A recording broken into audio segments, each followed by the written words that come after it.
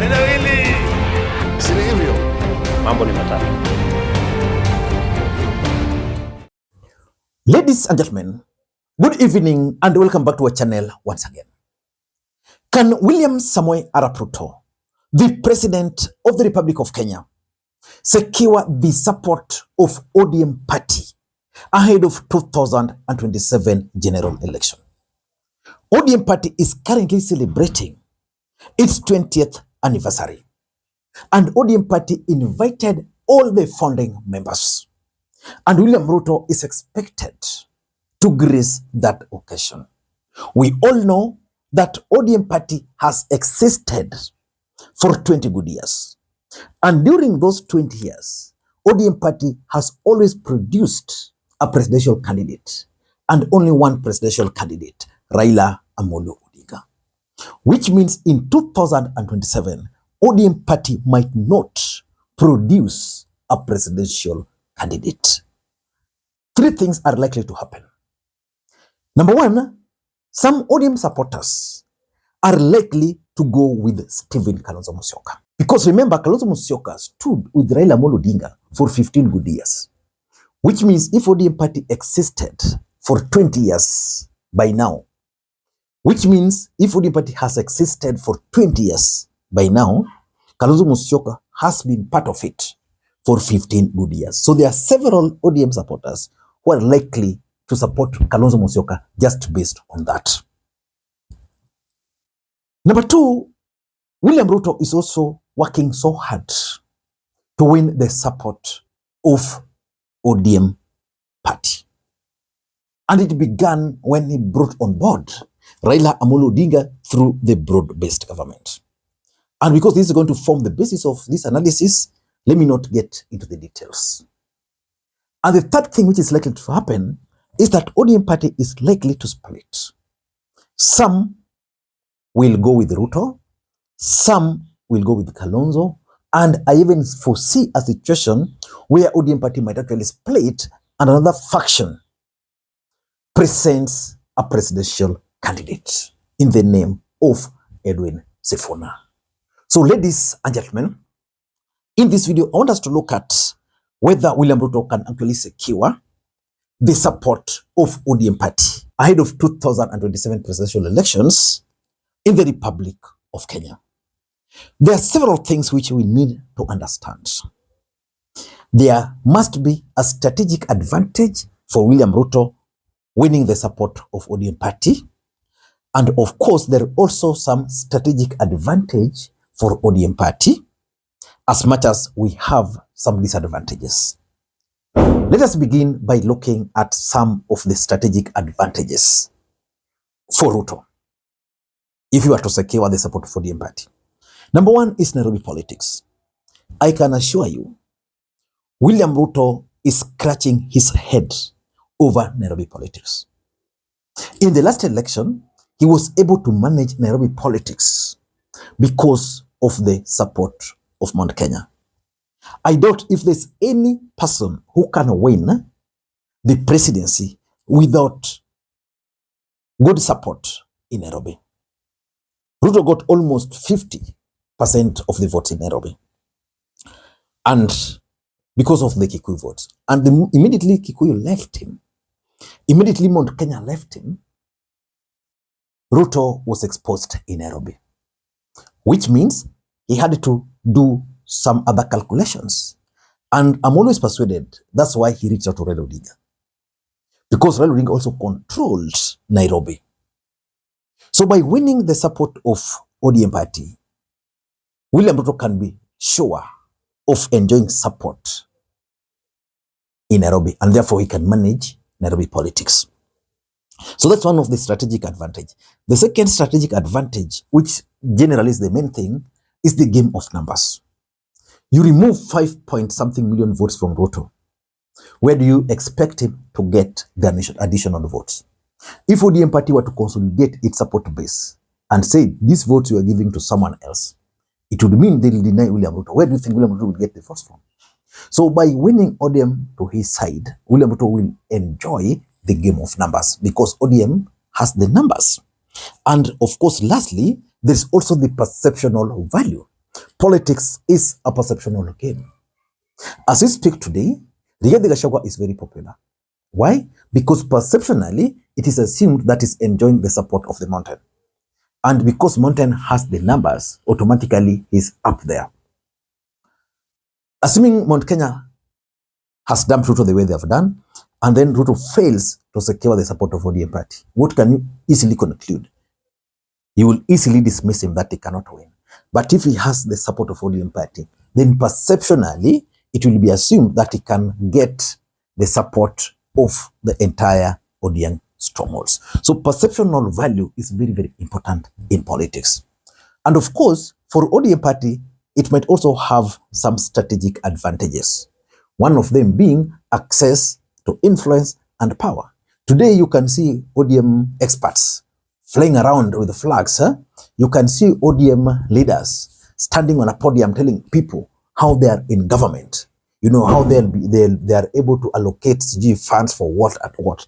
Those are simply influence and power. And it gives political parties some kind of comfort because political parties are normally formed for that power. But of course, there are disadvantages which I don't want to mention in this video as we speak right now. Can Ruto really win the support of ODM party? Can he secure their support? There are some 3 pointers. Let us look at them first. Number 1, for those who are keen, ODM leaders have already indicated that they're going to work with William Ruto. This is after the death of Raila Odinga. And the person who made that pronouncement is none other than Oburu Odinga.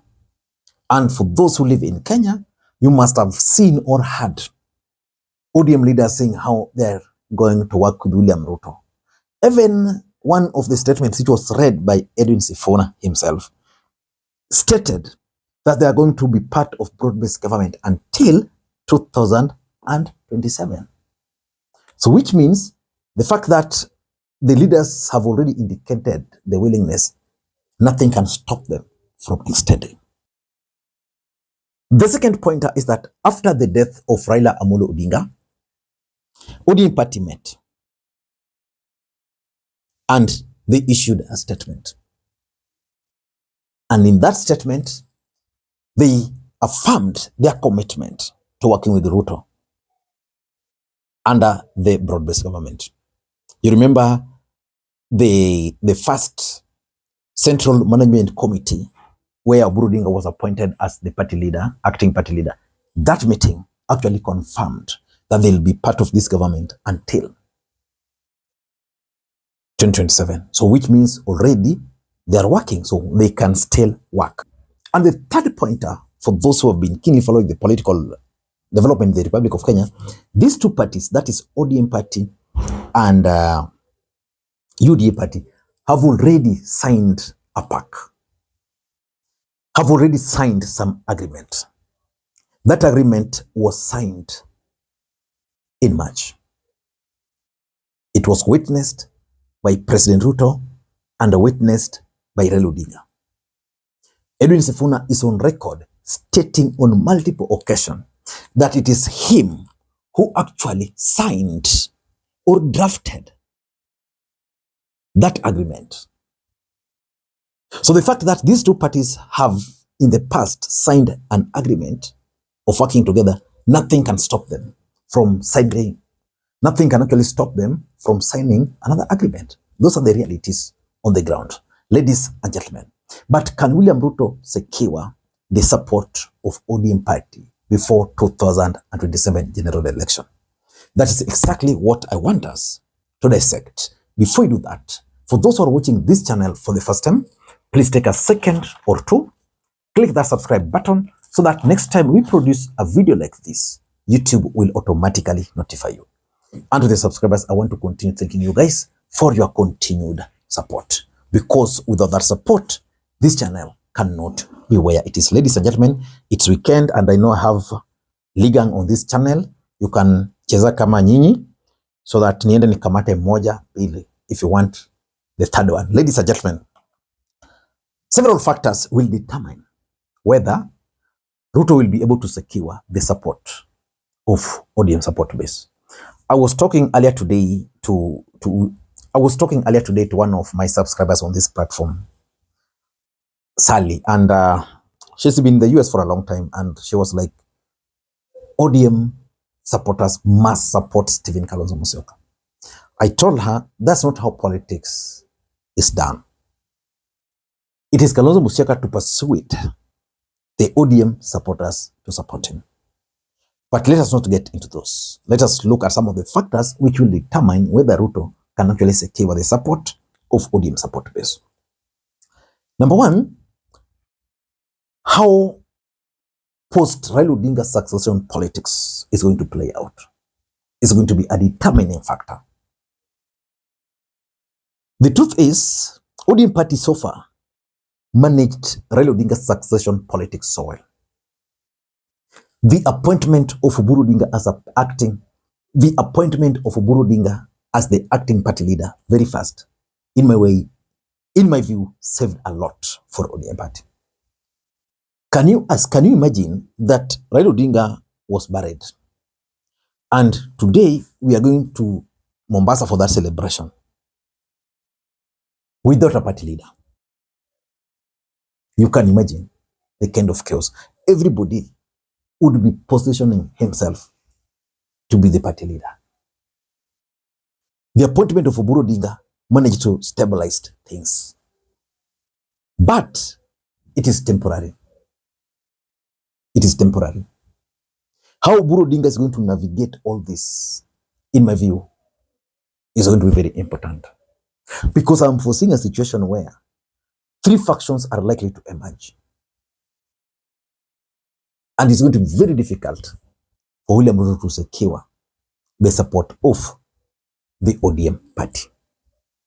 So Raila Odinga's succession politics, if Babu Wino will bolt out, Sifuna will bolt out, Orengo will bolt out, that's going to be a very big blow to William Ruto. But if they agree to rally behind Oburu and then follow what Oburu is saying, because we know the direction Oburu Odinga is already taking, then William Ruto can easily secure their support. So it will depend on how the post-Raila succession politics is going to play out. Number two, the offer. What will William Ruto offer the ODM party? I know for sure that ODM party would want some executive roles in government. Already they have 5 experts in William Ruto's government.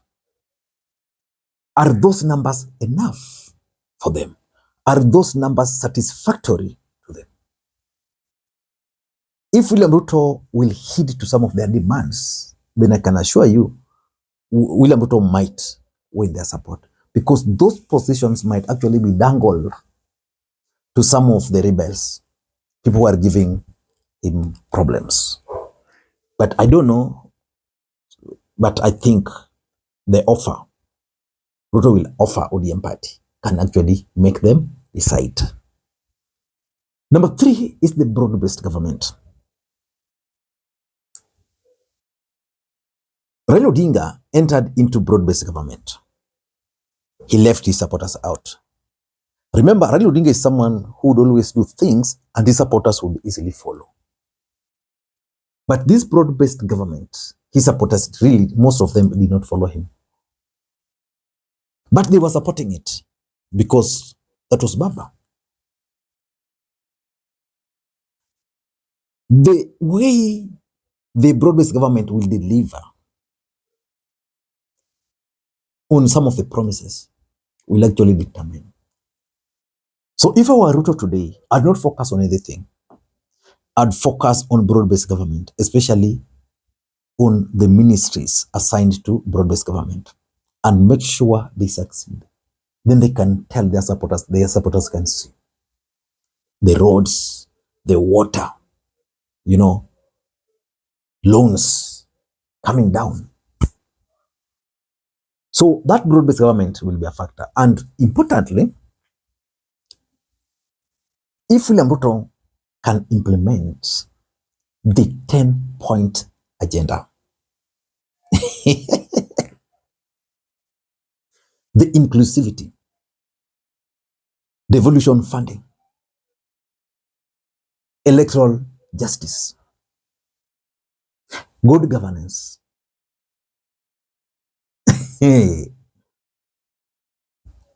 I don't think you'll be able to fulfill those 10-point agenda. Because someone like Edwin Sifuna, someone like Orengo are waiting